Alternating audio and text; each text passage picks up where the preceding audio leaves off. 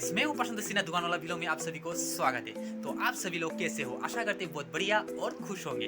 तो आज मैं आप सभी को दिखाने जा रहा हूँ मणिपुरी ट्रेडिशनल का आचार, जो हम लोग बोलते हैं रानी फिदुक। तो वीडियो बने रही है, देखिए एंड तक। चैनल पर नया है तो लाइक सब्सक्राइब कर दीजिए, साथ ही साथ ऑल बेल आइकन प्रेस कर दीजिए, क्योंकि आने वाला वीडियो आप सभी को देखने को मिले। तो चलो वीडियो शुरू करते हैं।